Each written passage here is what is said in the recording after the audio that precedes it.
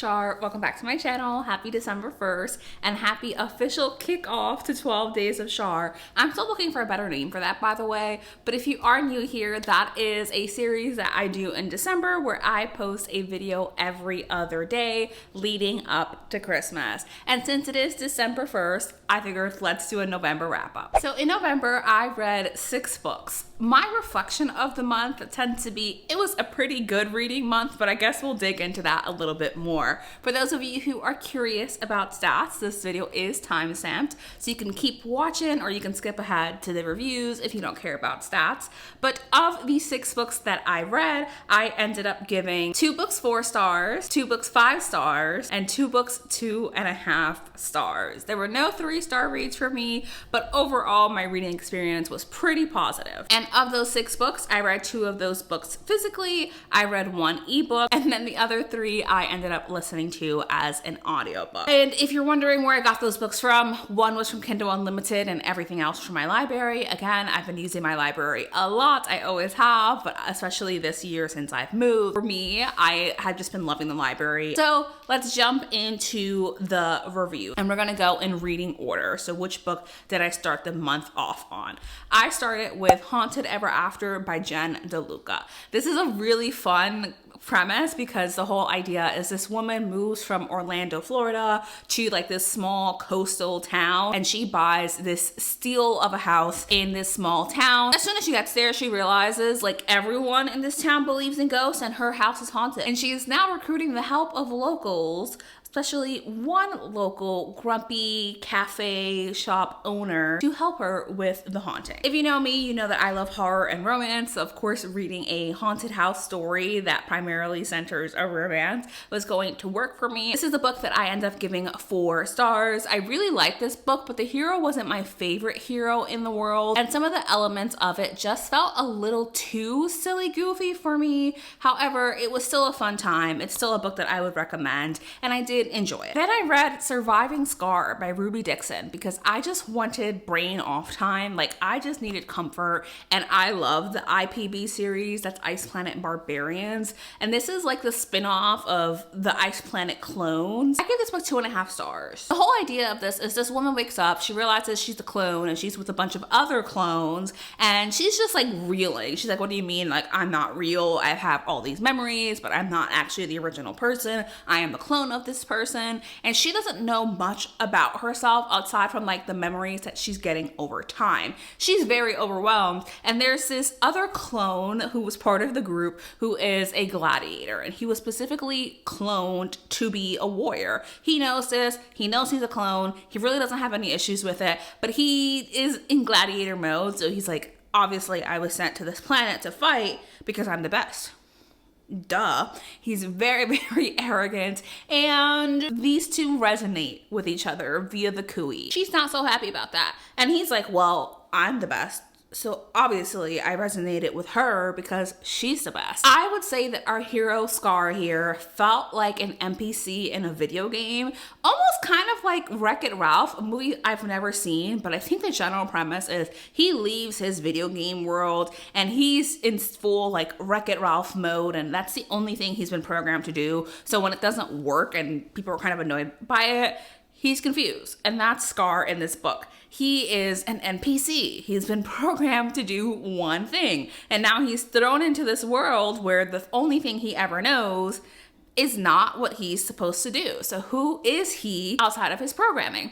I liked Scar a lot. He was a silly, goofy time. I also liked our heroine. She was fine. However, the reason I ended up giving this book 2.5 stars, which is the lowest I've ever rated over Ruby Dixon, is because it was giving me an ick. Like, oh my God. Some of the conversations that we were having in here about like reproductive health and the purpose of the women on this planet was vile. She has this conversation with this woman who I'm very sure is one of the original characters in the books before this, who's just like, yeah, you don't like Scar, but listen, Resonance is annoying. Just fuck him, have one night of really bad sex, and then if you don't want your baby, we'll just take it from you. It started to feel weird. because all of the women on the planet only had one desire, and that was to have babies. I was like, was this what the original series was like? Because it's giving red flag. And so I give it 2.5 stars. And that was purely for Scar. And then I decided for the first time ever to do a Goodreads Choice Awards video. I might be regretting that at this point, but for part 1, I did read 3 books, and the first of those 3 books is A Love Song for Ricky Wilde by Tia Williams. I gave this book 4 stars. I did really enjoy it. This story follows Ricky Wilde, who purchases a flower shop in Harlem to get away from her family. Ricky is very, very wealthy, but has a lot of pressure on her to be as successful and essentially a clone of her sisters, and that's not who Ricky is. So she moves to Harlem, she opens this flower shop, and she ends up encountering this man, Ezra? No. I think it's Ezra, but I just remember him as Breeze. She encounters him, but it turns out Ezra has something a little bit off about him. We've got a little bit of a speculative element going here. I really love the elements of the story that were about Ezra, the history that he's experienced, and his stories of the situation. That was a lot of fun. And then I also liked Ricky and the things that she was doing with her flower shop, but I wanted this romance to be stronger and a little bit more of the focus of the story. I felt like some of their reactions were a little bit unrealistic, but appreciate that Tia Williams is a fantastic writer. This was absolutely beautiful to read. It was such a fun time. I gave it 4 stars because it wasn't my perfect romance, but if I wasn't viewing it as a romance, my rating might be a little bit different. And then I read Daydream by Hannah Grace. This was a 5-star read for me. I loved Daydream so much, which was a shock. I wasn't expecting to adore Daydream the way that I did, but the way that I would describe Daydream is this is my perfect romance. Slow and centers the romance entirely. It is just about them getting to know each other. So in this story, we're following Hallie, and Hallie has just broken up with her boyfriend, or rather been dumped, except she's like, I don't really like this man in the first place. It was a relief for her to break up with him. And she, as the oldest sibling, has a lot of oldest sibling trauma. Really, her parents have an over-reliance on her to help raise her siblings.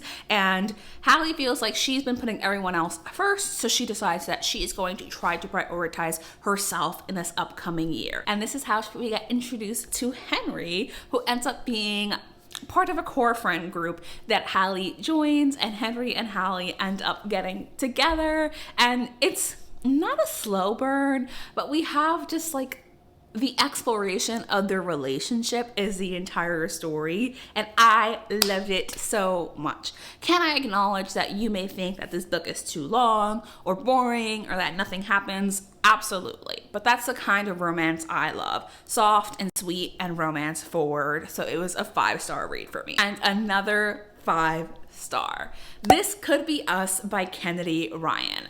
This was a 5-star read for me, and I loved it so much, which was a little bit surprising just because this story is very dramatic and very messy. In this story, we are following Soledad, who is married to this kind of wealthy businessman. They have 3 daughters together, and her marriage is a little bit on the rocks. She's sensing something is wrong, but she doesn't want to admit it to herself, except the whole thing blows up in her face. I can't tell you how it blows up because it would spoil it, but just know it was messy. Messy with a capital M. And our hero, the new one in this story, is involved in that messiness.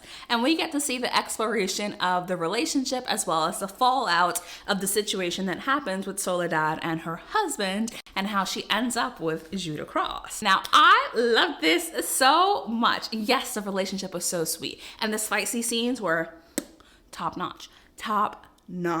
Good scenes. This man was obsessed with her. But if you know me, you know something that I love in books in general is when characters feel like real people and are very well developed. And I could say that 100% for a fact for every single character in this story. They felt so real and they felt so alive, and it just felt like I was reading someone's personal narrative of what happened. And I just adored this so much. It's what I ended up voting for the Goodreads Choice Awards, and will definitely end up on my favorite books of the year list. But this was such a good time, and I really broadly recommend it. This may be the book for you. And finally, unfortunately, I did end November on a little bit of a low note because I read Haunt Sweet Home. Haunt Sweet Home has such a fascinating premise, right? The idea is that we're following this woman whose cousin has this like reality TV show called Haunt Sweet Home. Think HGTV, right? They're going to houses, they're flipping houses, they're renovating homes for people who have recently purchased homes that need renovation,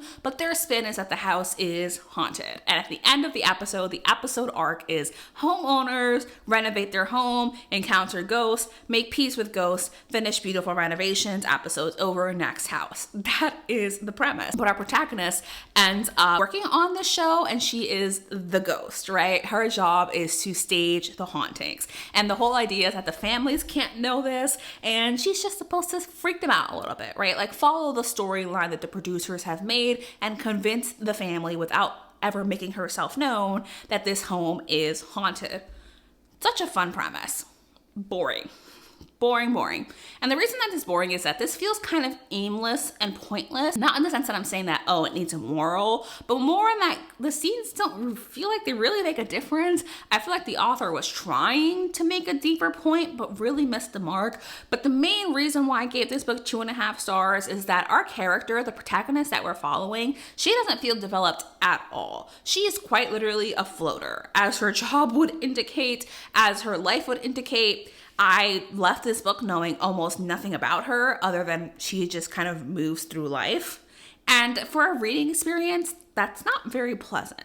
I don't hate this book. I just think it was meh. And really, for such a short story, we needed stronger character development or scarier scenes. There wasn't a strong enough thread tying all of these scenes together, unfortunately. That does bring us to the end of this video. I hope that you enjoyed. Let me know what you read in November. And if you did get to the end of this video and you want to let me know, you can leave me any candy emoji in the comments below for the little gummy bear lamp that I have behind me on that shelf right there next to Taylor. As always, I appreciate you watching, and I will see you the day after tomorrow. Bye!